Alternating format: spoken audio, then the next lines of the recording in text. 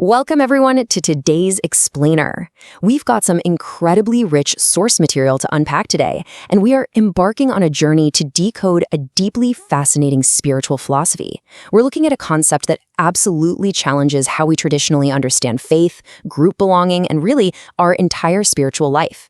It's an analysis of a framework that proposes one shared humanity with multiple expressions, one single source with many revelations. We have a lot of structured, thought-provoking material to get through, so let's get right to it. Okay, let's dive into this. Just imagine for a second that you're standing in front of an ancient, massive tree. It has thousands and thousands of leaves.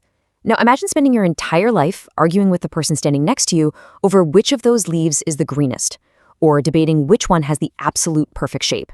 Or even more extremely, literally fighting over which of those leaves is the only true leaf.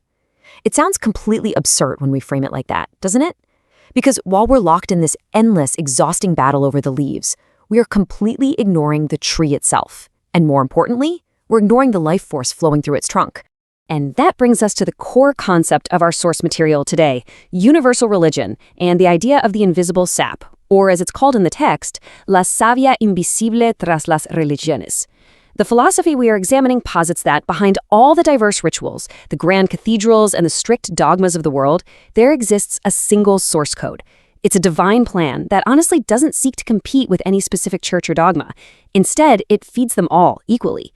Now, it's absolutely crucial to establish right up front what universal religion is not. It is not some brand new cult. There's no membership card you have to carry around in your wallet. It simply contains the underlying unity of all religious traditions, naturally adapting to the mentalities, climates, and times of different cultures throughout history. To really grasp this, think about a modern metaphor provided by the texts. It's kind of like a computer operating system. When you install a normal, brand new OS on your phone or laptop, it usually forces you to delete or uninstall your old applications so it can actually function, right?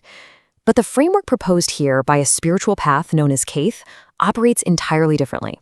It doesn't ask you to uninstall a thing. You maintain your current religious identity, whether you're a devoted practitioner in a local parish, a Buddhist temple, or a mosque, and instead it operationalizes the connections between your faith and the essence of the universe. Cafh aporta la mística del corazón. It brings the mysticism of the heart, one shared life with multiple paths to the divine. It's an incredibly liberating perspective. So let's move on to part 1, the failure of the vessel, el fracaso del envase. This brings us to a rather profound conflict. If we all share this one mystical source, this single invisible sap, why is human history so full of religious division, holy wars, and suffering? Well, the source texts we are exploring offer a very direct, neutral critique of how historical religious structures have operated. First, they look at polytheism. While philosophically grand in its view of cosmic cycles, the text points out a flaw. It often identifies the simple desire to live as the root cause of pain, ultimately proposing that the only way to end suffering is to just escape the wheel of life entirely. Conversely, historically, monotheism tried to fix the world, but the texts argue it often resulted in the worship of a tribal, partisan god, a god with a passport who actually takes sides in wars. And when these structures fail to bring peace to Earth, they invent utopian heavens after death to compensate for their present failures. Now, I want to emphasize, we are just impartially examining the philosophical critique presented in our source material here, looking at how both systems historically moved away from that universal sap. So the crucial point is captured beautifully in this one concept: the vessel chokes the water. Disaster strikes when the deep, mystical inner life is completely replaced by the mere mechanical act of fulfilling a ritual. It happens when an institution becomes a worldly power, violently defending geographic borders, economic interests, and holding an absolute monopoly on who gets saved and who doesn't. In these cases, the container literally suffocates the life-giving water it was built to hold. And this brilliantly illustrates part 2, building temples versus inner consciousness. Construir templos versus conciencia interior. Humanity has actually recognized this problem before. Throughout history, people have realized we are fighting over labels, and they've tried to bridge the gap. A prime example brought up in our source material is the Baha'i movement, which emerged in 19th century Persia. Let's compare how two different paths attempt to solve this illusion of separation. The Baha'i faith diagnosed the exact same problem of spiritual division. Their solution? It was beautifully organizational. They built a perfect global structure. They constructed these incredible 9-sided physical temples with 9 doors, symbolizing that people from all faiths can enter and converge in the center. And they created an impeccable worldwide administration. Now, contrast this with the approach of Kabbalah. Kabbalah builds absolutely no physical temples. They don't have a massive world administrative center. Their solution is entirely focused on pure internal mystical experience. Instead of creating a new institutional label to unite everyone, they focus on divinizing daily life right where you already are. Now, what's really interesting about this next concept is how it all comes together in part 3. One source, many revelations. Una fuente, muchas revelaciones. So how can we practically map out this universal religion? If a person can sit in a Catholic church or meditate in a Buddhist temple and connect with the exact same original sap, what specific truths are we integrating from these seemingly contradictory traditions? Let's rapidly map out how this framework integrates the absolute best components of world traditions. From Christianity, it takes the incredible force of active love and service, but strips away the dogmatic exclusivity. From Buddhism, it embraces the intense psychological mechanics of self-observation and overcoming attachment. From Hinduism, it adopts the grand vision of cosmic evolution and translates it for the active modern mind.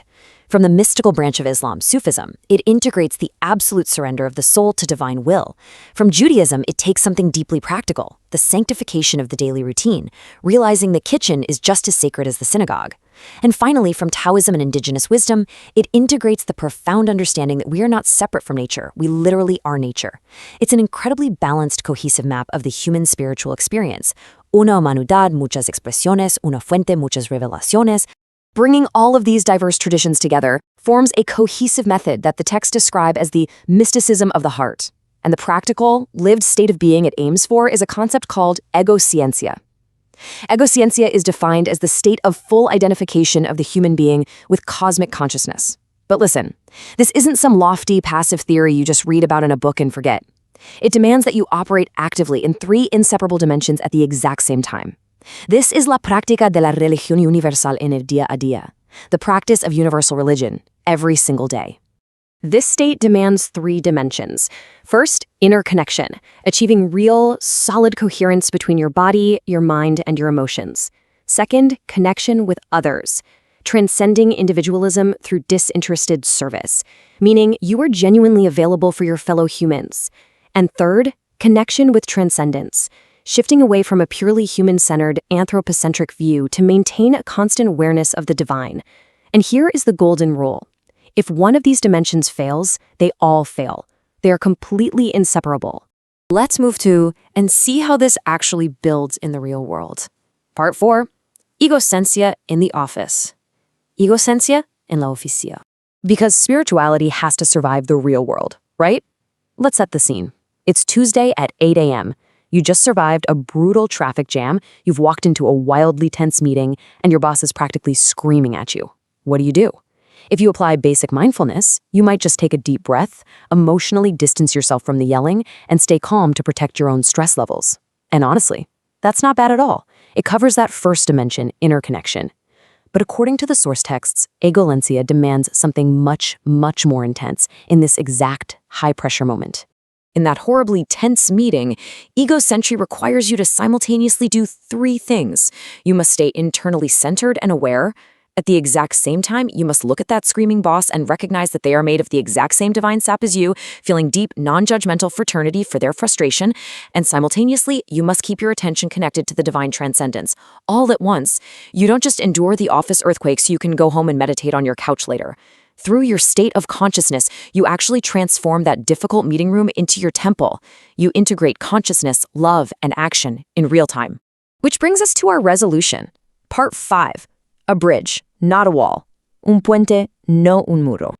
As we synthesize all this information, we see a massive paradigm shift for the individual. Spiritual life completely ceases to be an external transaction. The main takeaway from our analysis today is that spiritual life isn't about signing up for a new club membership. It's not about paying dues or getting tangled up in heady theological debates over whose sacred book has the most accurate historical data. It's about focusing entirely on drinking the pure water that quenches your existential thirst. You stop worrying about whether the vessel offering the water is made of clay or gold, whether it's shaped like a cross, a crescent moon, or whether it has no shape at all. You connect directly to the sap. So, I want to leave you with a final, provocative thought to consider based on everything we've decoded today. If the purpose of all faith is to elevate the human soul, imagine what society would look like if we collectively stopped identifying with the external borders of our beliefs. What if, starting today, right in your own daily trenches, in traffic, in the office, you stopped identifying with exclusive labels and decided to become a bridge instead of a wall? Think about the profound impact that could have on the world around you.